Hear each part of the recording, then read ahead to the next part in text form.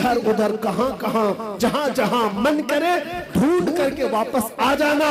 जिंदगी भर छान मार करके वो इज्जत ना ला पाओगे जो आमिना के लाल के दरबार में एक दिन की जिंदगी में मिल जाएगी। इसीलिए हजारों दिन भी अगर तुम्हें मिले दुनिया की गुलामी में, हजारों दिन की गुलामी तुम्हें वो इज्जत नहीं दे सकती जो मेरे मुस्तफा के नामूस पर एक मिनट की जिंदगी अता कर सकती है। हमारे पास आज क्या है? दुनिया हमें चाहती क्यों है?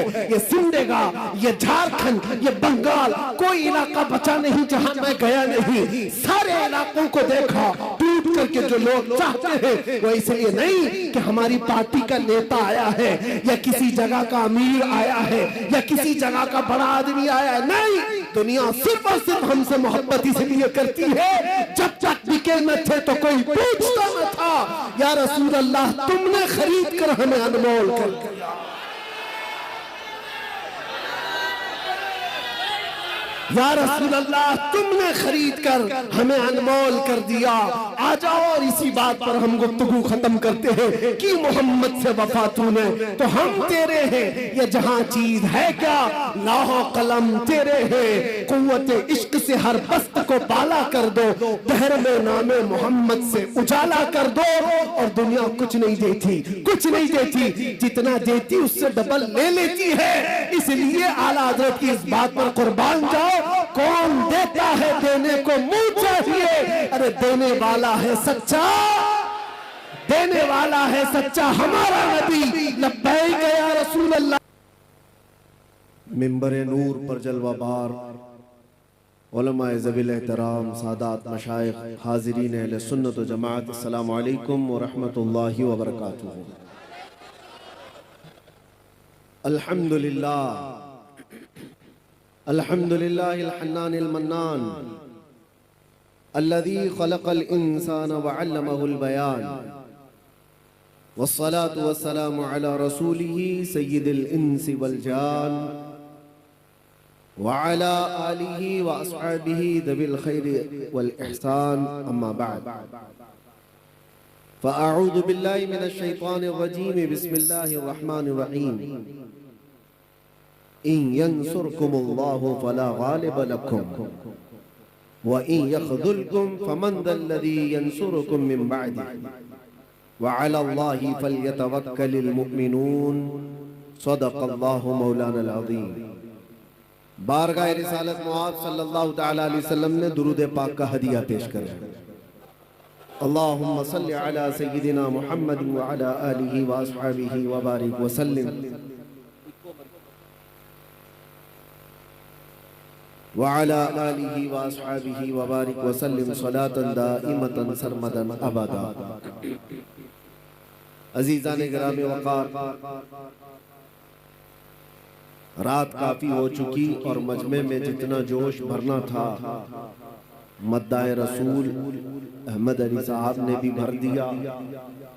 और फिर मैं स्टेजों पर देखता हूँ कि हमारी उम्मत के दुबले पतले कफील का जब ये हाल है तो मोटे ताजे जलील का क्या होगा। आवाज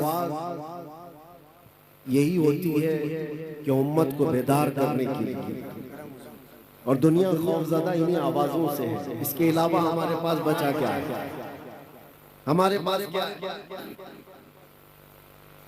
और जिस चीज से लोग खाए डरे हुए हैं, हमारा जुब्बा, हमारा अमामा, ये सारी चीजें नहीं।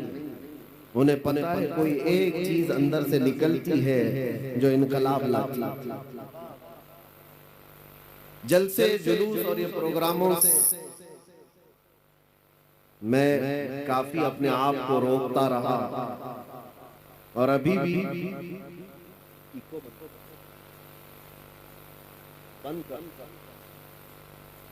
इसलिए कि निजाम पूरा हमने जो देखा है,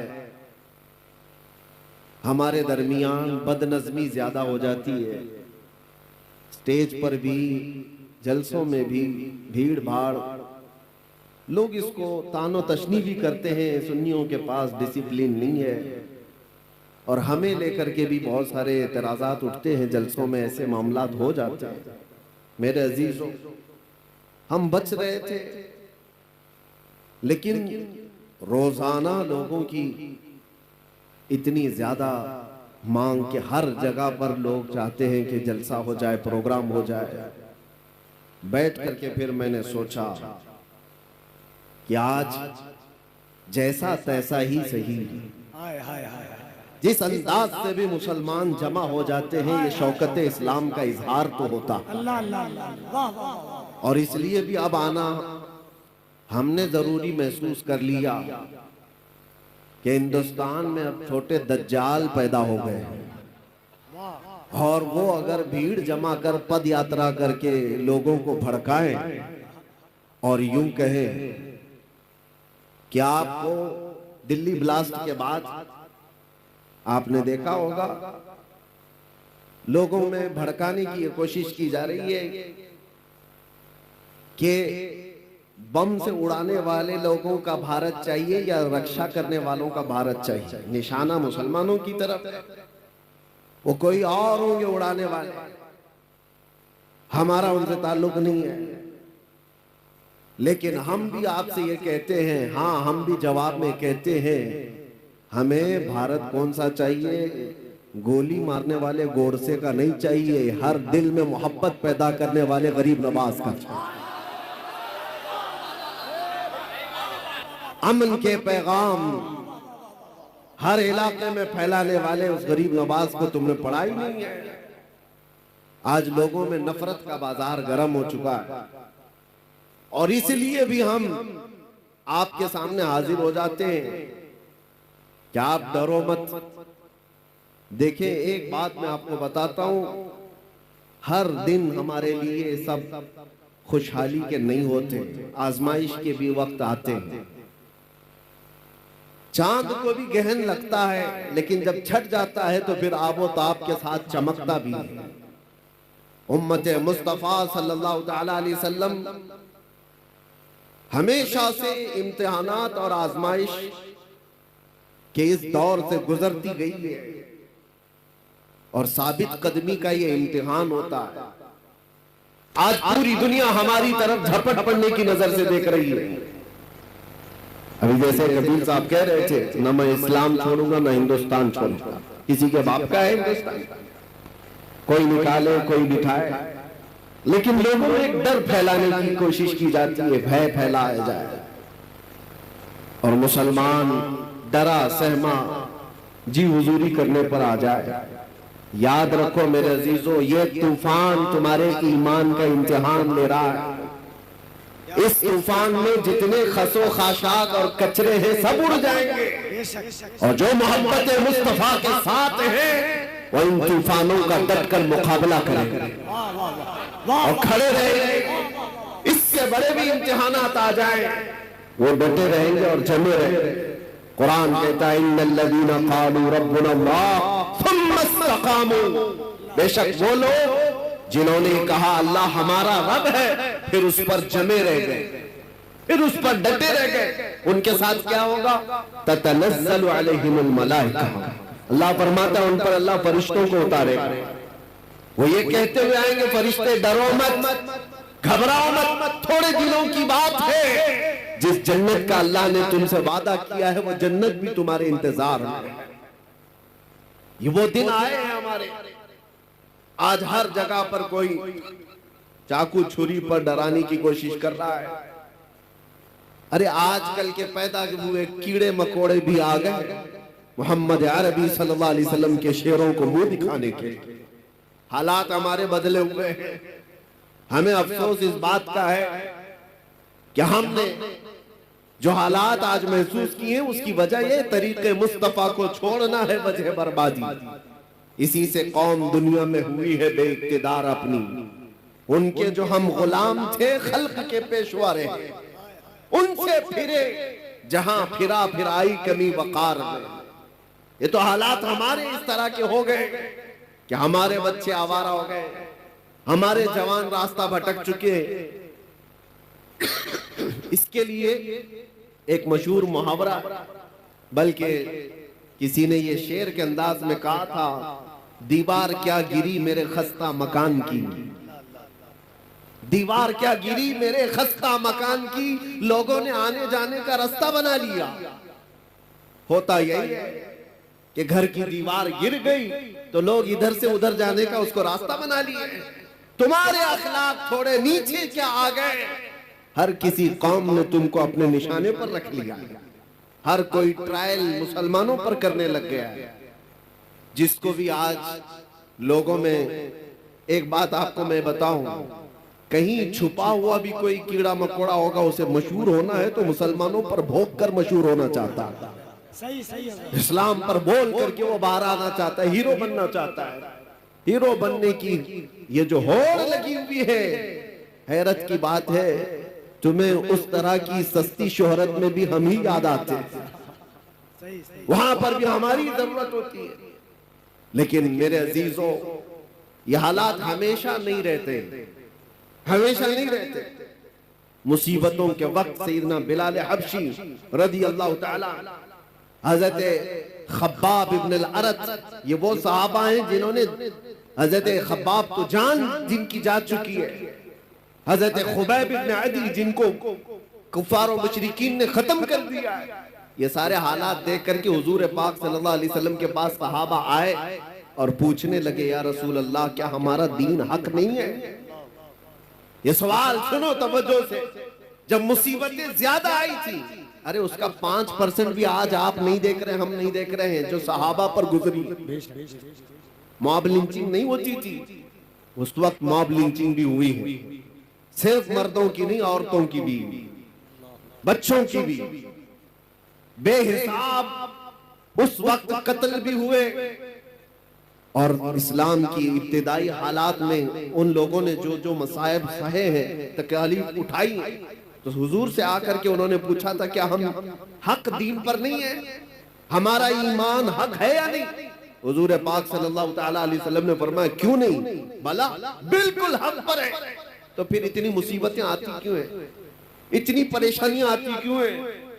आज हो सकता है आप सबके दिलों में भी ये बात उठती हो कि अगर हम हक पर हैं तो ये हालात इस तरह बिखरे क्यों हैं? तो एक बात याद रख लेना, हुजूर ने तो ये जवाब फरमाया कि तुमसे ज्यादा मुसीबतें अंबिया इकराम पर आती थी।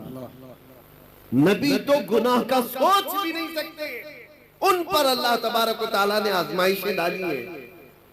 अंबिया इकराम पर सहाबा से भी ज्यादा मुसीबतें आई। हुजूर ने फरमाया, जिसका जैसा इम्तिहान होगा वैसी मुसीबतों से गुजारा जाए।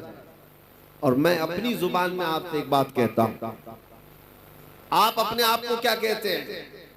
हुजूर पाक सल्लल्लाहु ताला अलैहि वसल्लम की बारगाह में जब निस्बत की बात आए, मुझसे गुजरात में किसी साहब ने पूछा, कहा था कि आप तो स्टेज पर इस तरह की बातें करते हैं और ये सारी चीजें होने के बाद फिर आप बोलेंगे। सुनो, हम कहते हैं हुजूर पाक सल्लल्लाहु ताला अलैहि वसल्लम की जब बात आती है तो शेर में इस्तिआरा के तौर पर हम कहते हैं, तू शम्मे रिसालत है। ये कहते हैं, या रसूल अल्लाह, तू शम्मे रिसालत है, आलम तेरा परवाना। हम सब क्या हैं? हम सब क्या हैं? परवाने। और हुजूर को शमा हम कहते हैं। शमा और परवाने को कभी देखा भी है या सिर्फ और सिर्फ सुना है? थोड़ी देर अगर आप तवज्जो करें तो एक मौसम भी आता है, वैसे भी लाइट जहां पर भी आप जलाए, देखो कीड़े मकोड़े जो आ जाते इर्द गिर्द घूमते, चिराग रोशन करो, वहां पर भी छोटे छोटे पतंगे आ जाएंगे, कीड़े आ जाएंगे, वही परवाने हैं। और ये शमा के इर्द गिर्द आते क्यों हैं? थोड़ी देर उसकी रोशनी लेते, घूम फिर करके वहां पर मर जाते, जान दे देते। कितने कीड़े मर जाते हैं एक शमा के पास, रोशनी के पास। तो आप कभी उन पतंगों को पूछो, अपने भाइयों को भी मरते हुए देख रहे हो, फिर जाते क्यों हो? चिराग रोशन है, उसके इर्द गिर्द आते क्यों हो? परवाना जवाब देगा, मैं पैदा ही हुआ हूं शमा पर जान देने के लिए।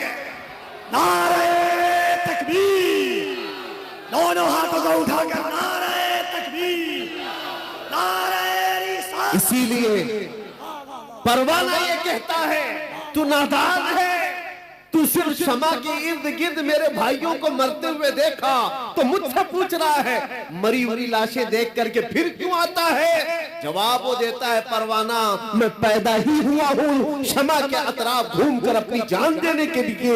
इन दुनिया वालों को बताओ, ऐ सुन्नी मुसलमानों, गैरत सुन्नी आज भी जिंदा है, उन पे मर मिटने का जज्बा कल भी था और आज भी है। हम पैदा हुए हैं मुस्तफा करीम सल्लल्लाहु ताला अलैहि वसल्लम की इज्जत पर मरने के लिए ही। इसीलिए तो हम अपने बुजुर्गों से जो मनकूल हमें अकीदे और अदब आए हैं, हम गुनगुना करके यूं कहते हैं बारगाह मुस्तफा में। हमारी अपनी जिंदगी होती तो फिक्र करते, हमारी अपनी जान होती तो हम फिक्र करते। अरे आदमी उस चीज की हिफाजत की फिक्र करता है जो उसकी खुद की हो।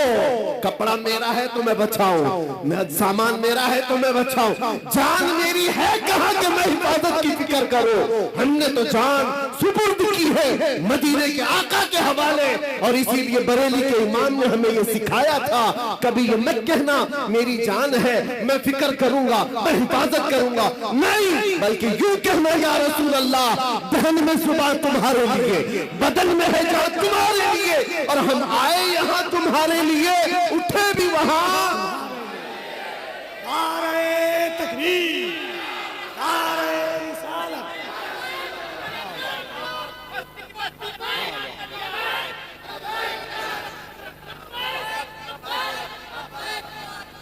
आप तवज्जो करें, हम आए यहाँ तुम्हारे लिए और उठे भी वहां।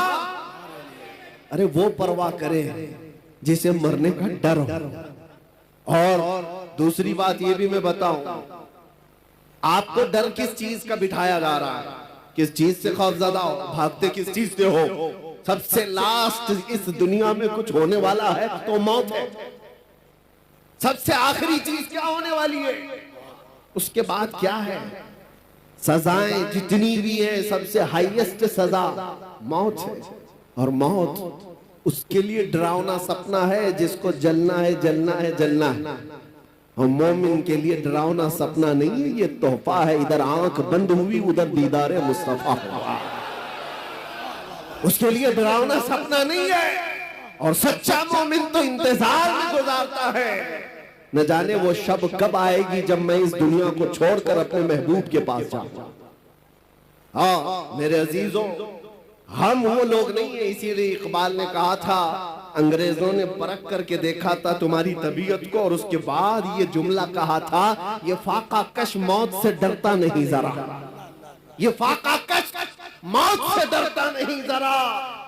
हकीकत है ये, अंग्रेजों ने जो कहा था, ये भूखे रहते प्यासे रहते। फाका कश किसको कहते हैं? महीनों से इनके घर में रोटी नहीं आती, कपड़े के मोहताज है, घर की छत नहीं है, लेकिन मौत से डरता नहीं है। कौन सी चीज है जो इसे निडर बनाकर रखी हुई? कौन सी चीज है जो इसे बेखौफ बनाकर रखी है? अंग्रेज कहता है रूह मोहम्मदी इसके बदन से निकाल कर, रूह मोहम्मदी। सारी दुनिया इसी के चक्कर में है कि वो रूह मोहम्मदी जो इनके पास है उसे निकाल। आखिर हद तक मेरे अजीजों, दुनिया जिस चीज की कोशिश करती रहेगी वो यही है। आपको क्या लगता है वो तुम्हारे रोटी, कपड़ा, लत्ता, जगह, मकान इसके दुश्मन है? नहीं, आला हजरत फरमाते हैं कि तुम्हारी जो दुश्मनी है, तुम्हारे सिलसिले में शैतान जिस चीज से परेशान है वो क्या है? आंख से काजल साफ चुरा ले, या वो चोर बला के तेरी गठरी ताकी है और तूने नींद निकाली है। तुम्हारी गठरी ही देखी गई है। चोर जो है ना, देखता है मजमे में किसके पास है माल और उसी की जेब पर नजर रखता है, और हर एक को देखता भी नहीं। इसीलिए मेरे अजीजों, आपके ऊपर नजर इसलिए है शैतान की कि गठरी में मोटा माल दिख रहा है, बड़ा माल उसको दिखता है। इसीलिए सारी की सारी ताकत सुन्नियों पर लगाई जाती है, और जहां भिखारी लोगों कुछ ही ना हो उनका कौन दुश्मन है? उनका कौन दुश्मन है? उनके पास चोर को मिलना क्या है? और इसी वजह से लोग ये कहते हैं कि वो लोग तो इतने नमाजी हैं, 40-40 दिन चले जाते हैं, पूरी जमात लेकर के भी कुछ नहीं होता, कहीं कोई प्रॉब्लम नहीं होता। और हम जो है 4 लोग भी जाएं तो हमको पता नहीं कितने बैरिकेडिंग से क्रॉस करना पड़ता है। हमारे साथ भी मामला था। और एक साहब, उनकी भी बात मैं आपके सामने रख रहा हूं, ऑफिसर। मैंने कहा साहब इतनी बड़ी बड़ी जमातों को आप कुछ नहीं कहते, मैं अकेला आदमी, मेरे आगे पीछे कुछ भी नहीं, और सारे संतरी सारे पहरेदार मेरे पीछे लगा देते हो। कहा वो बेजरर है, वो बेजरर है, जुमला था उनका। वो नुकसानदेह नहीं है, नुकसानदेह नहीं है, वो कहीं पर भी जा सकते हैं, ताकि वो इजराइल में भी जा सकते हैं, कोई मसला नहीं। आपसे प्रॉब्लम है।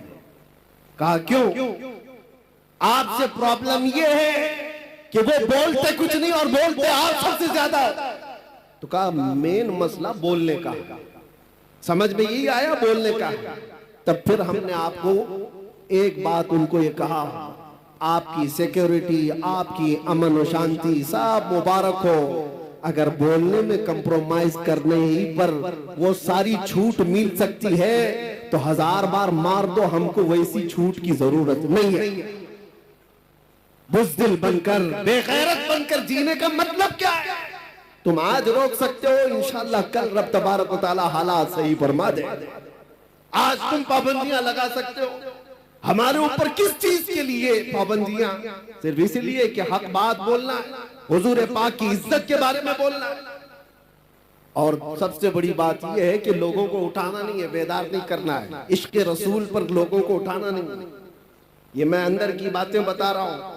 कुछ लोगों ने मुझे आकर ये कहा भी आपको जितना दूसरे टॉपिक्स पे बोलना है बोलते रहिए, कोई मसला नहीं है, लेकिन बस ये आप जो नामूसे रिसालत और इश्क रसूल की बात जिसमें नौजवानों को उठाते हैं, ये बंद कर दीजिए। कहा यही तो असल है, और जान नहीं रही तो फिर जिस्म का मतलब ही क्या? नमाज, रोजा, हज, ज़कात, ये सारी चीजें हाथ पैर आंख कान का नाम काम कर सकती है, लेकिन किसी के अंदर रूह ही ना हो तो हाथ का क्या काम, पैर का क्या काम, ये आंख और नाक का क्या काम? रूह अगर है तो ये सारी चीजें काम की है, और रूह ना हो तो ये सब सड़ गल जाती है। इसीलिए इश्क मोहम्मदी हमारी रूह है, मुस्तफा करीम का नाम हमारी जान है, और इसके बगैर हमारा कुछ नहीं है। इसीलिए आला हज़रत ने क्या कहा था, वो जो न थे तो, सुन्नियों को पता है, वो जो ना हो तो। दूसरा जुमला आपकी तरफ से ही होता है, हमने देखा है, जाहिल से जाहिल मोहल्ले में भी जाकर के पूछो, वो दूसरा जुमला खुद ही कहेंगे, वो जो ना हो तो। सबको पता है हमारी जिंदगी में भी वो जो ना हो तो, अरे कब्र में भी वो जो ना हो तो, और हश्र में भी वो जो ना हो तो, तुम्हारी नमाज में भी, तुम्हारी अजान में भी वो जो ना हो तो। ये एक बात याद रखो, आबरूए माज़ नाम मुस्तफा, हम सबकी इज्जत आबरू मुस्तफा के नाम से है, और अगर वो ना हो तो फिर कुछ भी नहीं है, कुछ भी नहीं है। इसीलिए अपनी सारी ताकत और कुव्वत इसी बात पर लगाओ कि मुझसे ये दौलत कोई छीनने ना पाए, मुझसे ये चीज कोई छीनने ना पाए। मैं जो बात कह रहा था उसको मैं आगे बढ़ाता हूं। हालात हमेशा एक तरह के नहीं रहते। लोग अगर ये समझते ताकत के नशे में कि सब कुछ अब जैसा चाहे वैसा चला लेंगे, तो बाज औकात कुत्ता भी जो बैलगाड़ी के नीचे चलता है वो यही सोचता है पूरी बैलगाड़ी मैं ही चला रहा हूं, उसको भी ऐसा लगता है, और लोग डर जाते हैं, स्टेज वाले भी। मैं जैसे ही कुत्ता कहता हूं, आपको डरने की जरूरत नहीं, खौफजदा होने की जरूरत नहीं। मेरे अजीजों, हमने ये उसका इजहार भी कर दिया, जिनको तकलीफ थी हमने उसके जवाब में कह दिया, आपको तकलीफ होती है किसी को भी कुत्ता कहने से, लेकिन मुझे नहीं होती। आप मुझे 1000 बार कुत्ता कहो, लेकिन इसका उसका नहीं, दरबार रिसालत का हम खुश होंगे। हमारी पहचान ही वो है। सगे तैबा सब कह कह के पुकारे बेदम, यही रखियो मेरी पहचान मदीने वाले। हमें सब इस बात से डर नहीं है। आज से मैं कहता हूं कि हालात हमेशा के नहीं रहते। सहाबा इकराम रिज़वानुल्लाह ताला अलैहिम मजमाइन ने बदर के हालात देखे, उहद के हालात देखे, खैबर के हालात, खंदक के हालात देखे, और हुदैबिया में सुलह के हालात भी देखे। ऐसा वक्त भी आया था कि मक्का के कुफ्फार और मुशरिकीन ने जोर जबरदस्ती कर डाला था, सारी अपनी पसंद की सुलहनामे में शर्तें लगा रखी थी कि मदीने से कोई भाग करके आएगा तो हम वापस नहीं करेंगे, मक्का से कोई भाग कर जाएगा तो आपको वापस करना पड़ेगा। सब सहाबा ने देखा था ये दबी हुई सुलह है, ये झुक करके मानने वाली बात है, ये वक्त हमेशा नहीं रहता। सहाबा ने उस वक्त जानते हो बेचैनी और बेकरारी में कहां तक पूछा था। सैयदना उमर इब्न खत्ताब, या आज के हालात पर मैं बात कर रहा, हो सकता है कोई भी इसमें इस तरह के ख्यालात लेकर के बैठा हो कि हम हक पर हैं तो ऐसे हालात क्यों बने हुए। हजरत उमर ये चाहते थे कि जंग हो जाए, हम मक्का वालों से जंग करके उमरा कर लेंगे, हम 1400 की तादाद में। हुजूर मना कर रहे थे कि नहीं, जंग की जरूरत नहीं, हाजत नहीं, मैं जो देख रहा हूं वो तुम नहीं देख रहे। हजरत उमर जा करके सहाबा को पकड़ पकड़ कर कह रहे थे क्या जंग की तैयारी नहीं कर सकते। यहां तक कि हजरत अबू बकर सिद्दीक के पास आकर के उन्होंने कहा, हजरत उमर ने, कि अबू बकर चलो रसूलुल्लाह से बात तो करते हैं कि जंग करेंगे हमें ये सुलह करने की जरूरत क्या है। हजरत अबू बकर सिद्दीक ने उनको कंधा हिला करके क्या कहा था जानते हो? कहा इल्ज़म गर्ज़क या उमर, ऐ उमर अपनी गैरत में रह करके बात करो, इसलिए कि तुम किसके बारे में कह रहे हो? रसूलुल्लाह। वो जो देखते हैं वो वही खुदा के जरिए से देखते, अल्लाह तबारक व तआला ने उनको वो इल्म दिया है। तो हजरत उमर खामोश हो गए। उसके बाद हुआ क्या जानते हैं? साल नहीं गुजरा था, साल नहीं गुजरा था कि 10,000 सहाबा की तादाद के साथ मेरे आका मक्का में फातिह की शान से दाखिल हुए थे। मक्का में जब तशरीफ लाए थे, कत्ल गारत करते हुए नहीं आए थे। ताकत का नशा जिसको आज चढ़ता है ना, वो लोग क्या कहते हैं कि आज हमारा पावर है, जो कुछ चाहे जिसको चाहे जैसे चाहे मार दे, खत्म करे। रसूलुल्लाह सल्लल्लाहु अलैहि वसल्लम का मिजाज तो देखो। तकरीबन जिनको सहाबा को 20 साल तक जिन्होंने तकलीफें दी हैं, वो मक्का में दुश्मन मौजूद थे, पकड़ के उनको मार सकते थे। हुजूर पाक जब मक्का में तशरीफ लाए, सहाबा सब साथ में, ऐलान हो रहा था, सहाबा कह रहे थे अल यौम यौमुल मलहमा, आज तो गोश्त के छितरे उड़ाने का दिन है, दुश्मनों को पकड़ के मारेंगे। नबी आखिर ज़मान सल्लल्लाहु तआला अलैहि वसल्लम ने क्या फरमाया? नहीं, अल यौम यौमुर रहमा, आज का दिन रहम करने वाला दिन है, माफ किए जाएंगे सब। मक्का के उन पुराने पुराने दुश्मनों को रसूलुल्लाह सल्लल्लाहु अलैहि वसल्लम ने माफ कर दिया। ताकत जब किसी के पास आए तो रसूलुल्लाह को देखे। मेरे आका सल्लल्लाहु अलैहि वसल्लम का मिजाज क्या है? कमजोरों को या मगलूब लोगों को पकड़ करके मारा नहीं है, उन्हें माफ किया है। नबी पाक सल्लल्लाहु तआला अलैहि वसल्लम ने उन्हें आजाद किया। ये भी नहीं कि जो कहते हैं कि तलवार की नोक पर इस्लाम फैलाया जा रहा, तलवार की नोक पर फैलाया जाता तो मेरे अजीजों कुछ भी बाकी नहीं रहता। तलवारें बहुत सालों तक लोगों के पास रही, इस्लाम तलवार की नोक पर नहीं फैलाया गया। जिसको ऐसा लगता हो, जिसके पास ऐसी तारीख आई हो, वो झूठी तारीख हो सकती है। सच्चाई ये है कि अल्लाह के हबीब सल्लल्लाहु तआला अलैहि वसल्लम के उन अजीम अखलाक को देखकर सहाबा दामन इस्लाम से वाबस्ता हुए थे और दुनिया एक बड़ी जमात के साथ इस्लाम को अपना रही थी और आज भी अपनाती है। आज बताओ जो नए यूरोप अमेरिका में दाखिल इस्लाम हो रहा है, उनको कौन तलवार की नोक पर बुलाता है? उनको कौन गर्दन पर तलवार रखता है? पढ़ो, इस्लाम की सच्चाइयों को तो समझ में आएगा। लेकिन मेरे अजीजों, आपसे ये बात अर्ज करना है मुझे कि हालात हमेशा एक तरह के नहीं होते। आज तुम्हारा इम्तिहान है, आज तुम्हारी आजमाइश का वक्त है और इसी आजमाइश और इसी इम्तिहान के वक्त के लिए ही मैंने कहा था कुछ देर की खामोशी है। इसी के लिए तो कहा था। बाकी का जुमला आप करें, बाकी सबको पता है। हम तो अंदर भी गए थे, तब भी हमारा इस्तेकबाल कैदियों ने यही बोल करके कहा था। हमें पता भी नहीं था, अंदर बेरक में बैठे सारे लोग अंदर से पुकार रहे थे, मौलाना साहब आ गए, कुछ देर की खामोशी है। मेरे अजीजों, इस बात को मैंने इसलिए कहा था कि हालात अगर बुरे हो तो कुछ देर की बात है, रात हमेशा नहीं रहती, सुबह हो ही जाती।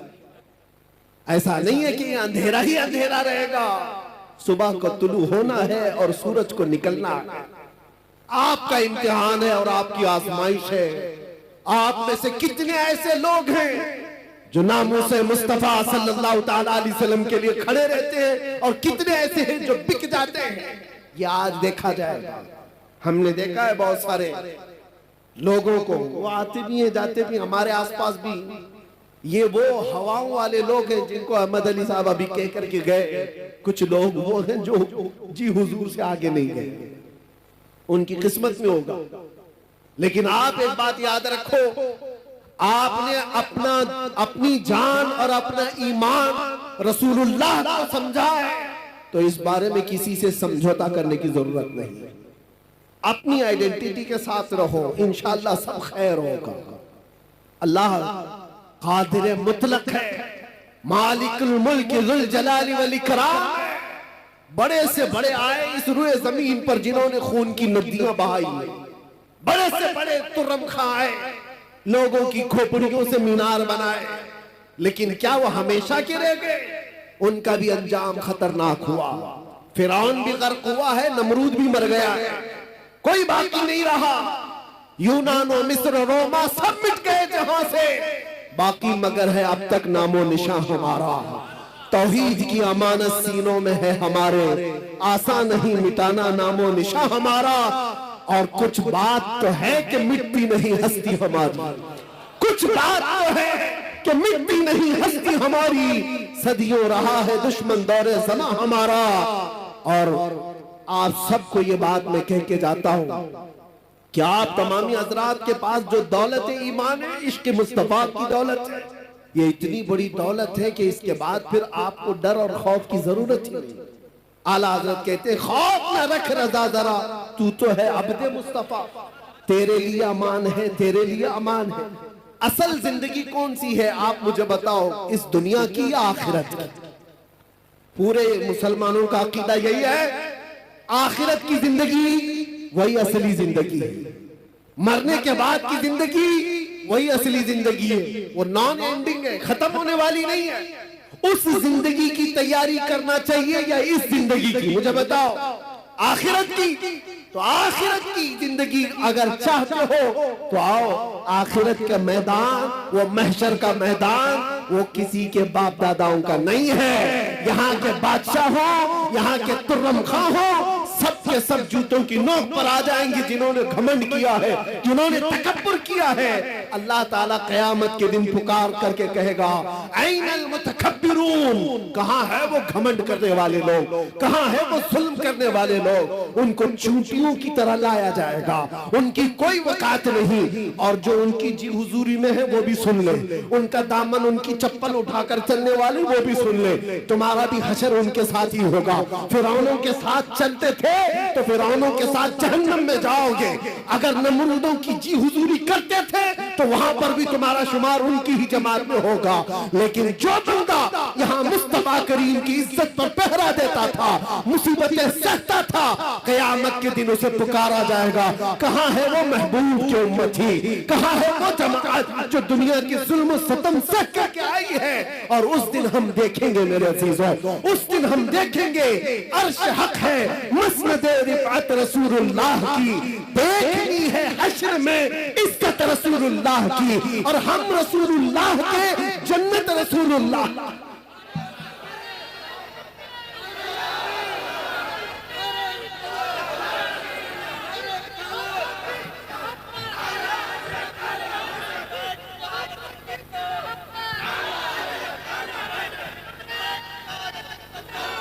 मैं ये नहीं कहता कि यहाँ कुछ भी नहीं होगा।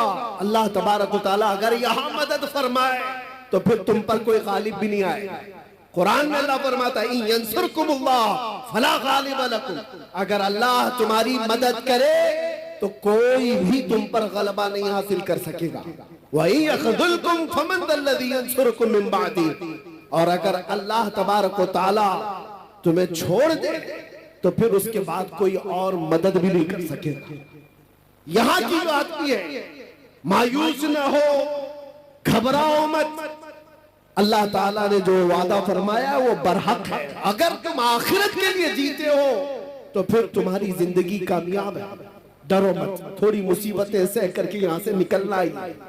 आज या कल हम रखते सफर बांध लेंगे।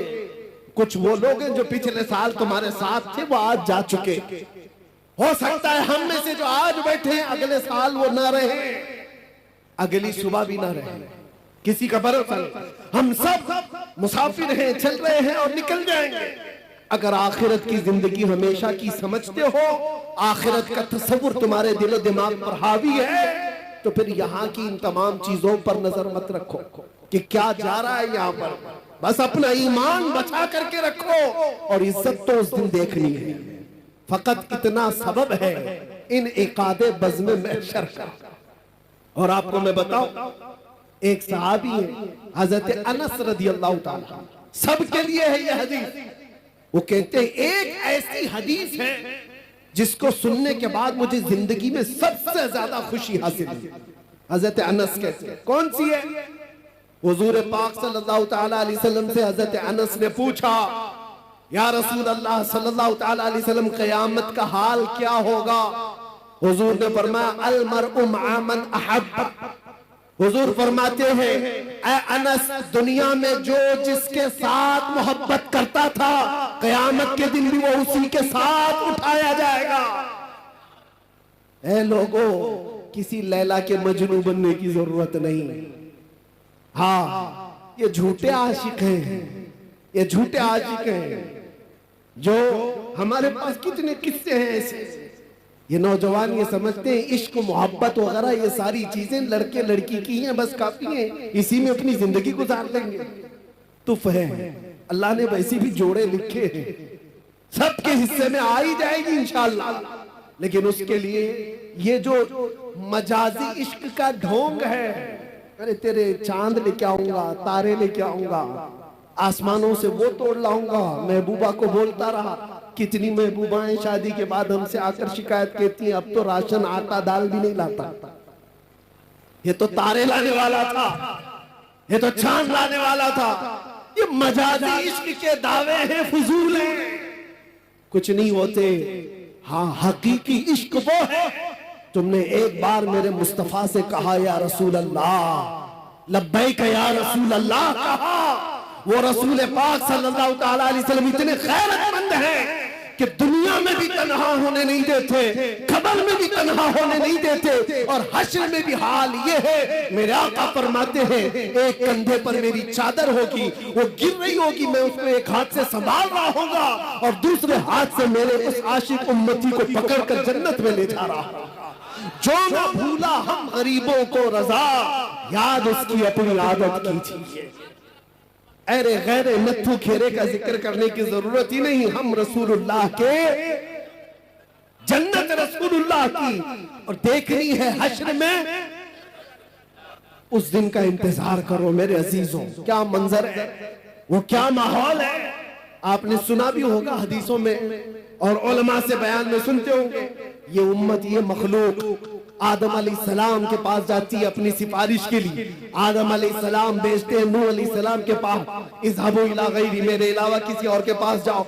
नूह अलैहिस्सलाम दूसरे नबी के पास भेज रहे हैं, ऐ मखलूक खुदा, ऐ इंसानों का हुजूम, जाओ किसी और नबी के पास, आज मेरे ही लिए मसला है। नफ्सी नफ्सी का वो जिक्र कर रहे हैं। ये सुना है ना हदीस आपने, 1,24,000 कमोबेश अंबिया कराम के पास ये उम्मत, बल्कि ये पूरी इंसानियत घूमती रही सिफारिश करवाने के लिए कि अल्लाह हमारा हिसाब तो शुरू कर दे।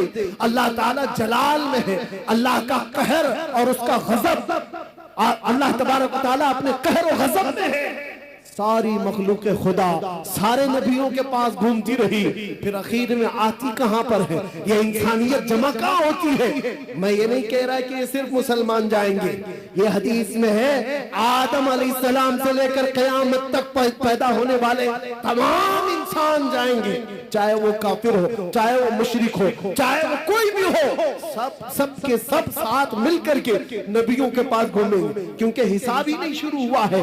आखिर में आएंगे मेरे मुस्तफा के पास, और नबी आखिर ज़मां सल्लल्लाहु तआला अलैहि वसल्लम को सारे लोग मिलकर के कहते हैं आप हबीबुल्लाह हैं, आप अल्लाह के महबूब हैं, हमारी सिफारिश कर दीजिए। अल्लाह के नबी ने वो नहीं कहा जो दूसरे नबियों ने कहा, मेरे अलावा दूसरे नबियों के पास जाओ, बल्कि आखिरी रसूल ने ये कहा अना लहा, मैं इसी के लिए तो इंतजार कर रहा था, मैं इसी के लिए हूँ आज तुम्हारी शफाअत के लिए। मेरे आका सल्लल्लाहु तआला अलैहि वसल्लम सजदे में गिर करके अल्लाह की हम्द बयान करेंगे। रब ताला फरमाता है ऐ महबूब अपना सर उठाओ, जिसकी सिफारिश करोगे कबूल की जाएगी।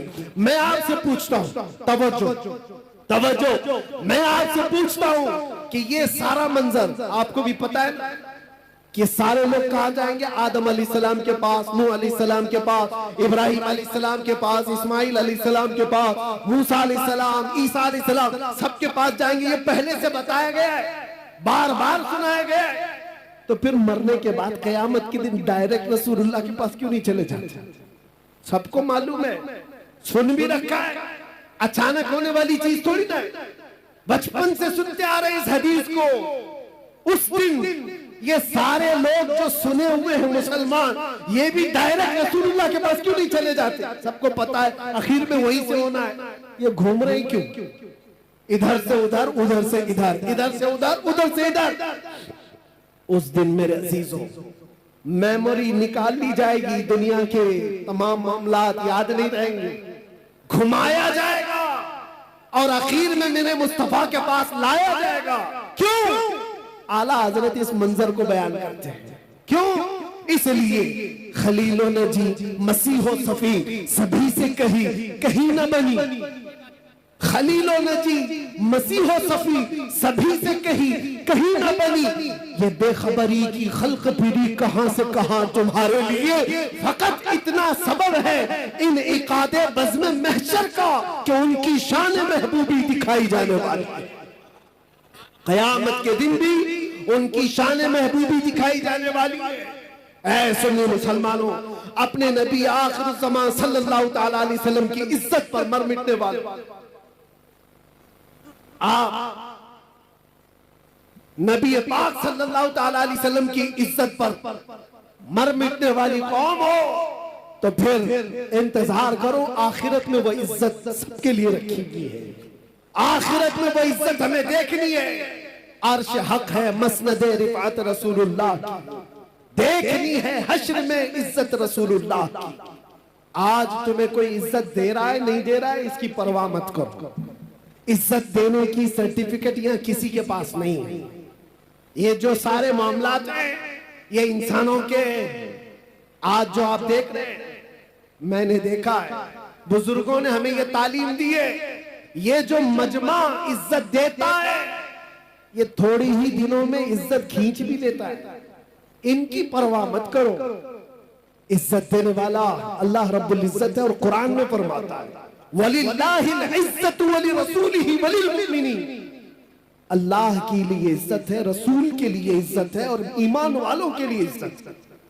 और जो लोग ये सोच रहे हैं कि दौलत में इज्जत हो जाए, शोहरत में बड़ी इज्जत है और खूबसूरती में बड़ी इज्जत है, ये कब तक की है जानते हो? कब तक की है? हमने बड़े बड़े खूबसूरत लोग भी देखे, चेहरे पर झुर्रियां पड़ गई तो लोग उन्हें छोड़ दिए। माल वाले भी देखे, जब गुर्बत आ गई, गरीबी आ गई तो दुनिया उनसे दूर हो गई। जो लोग आसपास घूमते फिरते थे सब कट गए। ओहदे वाले भी देखे, मनसब वाले भी देखे। मनसब पर बैठा हुआ मंत्री था, गुजरता था तो लोग सलाम मारते थे। खत्म हो गया तो अभी कोई खैरियत पूछने वाला भी नहीं। मनसब से इज्जत, दौलत से इज्जत, खूबसूरती से इज्जत, ये सिर्फ और सिर्फ टेम्पररी है, आर्जी है। ये दुनिया की तमाम चीजें हमने देखा है, जवानी पर, तुम्हारी ताकत पर जो इज्जत दे रहा है, ये सिर्फ और सिर्फ तुम्हारी खाम ख्याली है। इस धोखे में मत आना। हाँ, कायम रहने वाली, हमेशा रहने वाली इज्जत कौन सी है? वो पाउडर लाली से हासिल की हुई नहीं, वो दुनिया के जूते सीधे करके हासिल की हुई नहीं, वो दूसरे मनसब हासिल की हुई नहीं। वो इज्जत हमेशा बाकी रहती है जो कदमे मुस्तफा से होकर आती है, मेरे मुस्तफा की गुलामी से होकर के जो आती है, वो इज्जत हमेशा बाकी रहती है। यही तो वजह है कि हमने दुनिया में देखा, बूढ़ा हो जाता आदमी तो उसको साइड कर देते लोग कि चचा अब तुम्हारा काम नहीं है, तुम बैठो, अब तो जवान लोग काम करेंगे। बहुत बूढ़ा हो गया आदमी तो उसे तो फैसलों में नहीं ले रहे, मशवरे में नहीं ले रहे, अरे सन की है, कुछ का कुछ कह जाएगा। दुनिया का बुढ़ापा उसे कमजोर कर देता है, लोगों से दूर कर देता है। मगर मैंने देखा मेरे मुस्तफा के गुलामों में जो जितना बूढ़ा होता है उतनी इज्जत बढ़ती चली जाती है, उतनी इज्जत बढ़ती चली जाती है।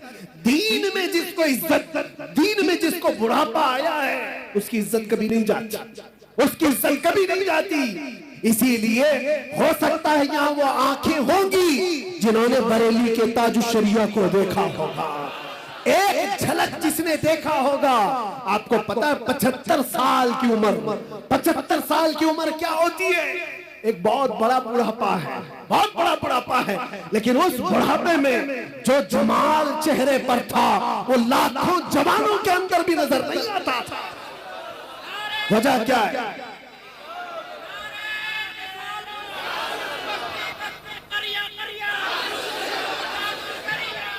आज भी मेरे अजीजों वो बुढ़ापे हमने देखे हैं, दूसरे बुढ़ापे और हैं जहां लोग भूल जाया करते हैं, लोग उनको सनकी बाबा कह करके हटा देते हैं, लोग उनको मजलिसों में बैठाते नहीं। लेकिन एक बुढ़ापा वो है जो दीन पर आया है, मेरे मुस्तफा के नाम पर आया है, वो जितना बढ़ता जाता है इज्जत बढ़ती चली जाती है। हमने ऐसे कितने उलमा मशाइख को देखा, आज भी बड़े मशाइख मौजूद हैं।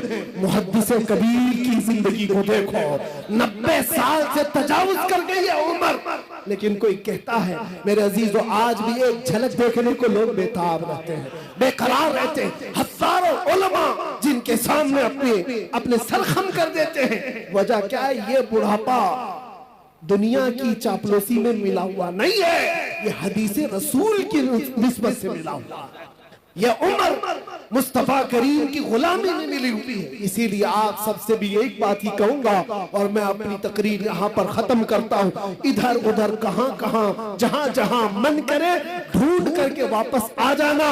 जिंदगी भर छान मार करके वो इज्जत ना ला पाओगे जो आमिना के लाल के दरबार में एक दिन की जिंदगी में मिल जाएगी।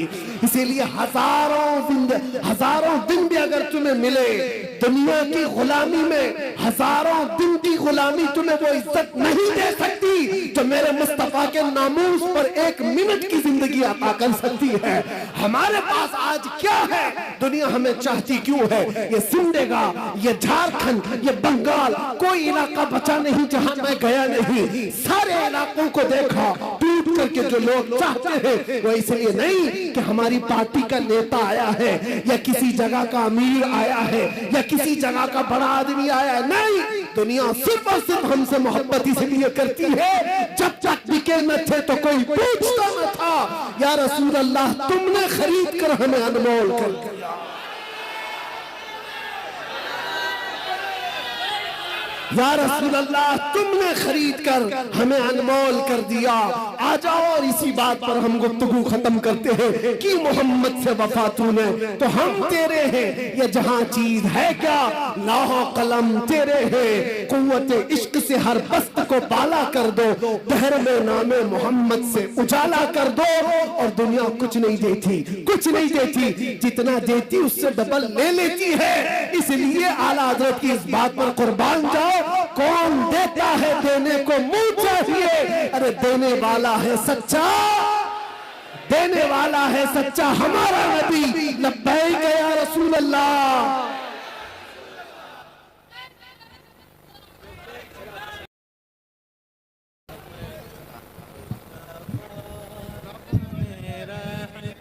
पे लाखों सलाम, शम्अ बज़ में हिदायत पे लाखों सलाम, शम्अ बज़ में हिदायत पे लाखों सलाम। जिस सुहानी गढ़े चमका तैबा का चाँद, जिस सुहानी गढ़े चमका तैबा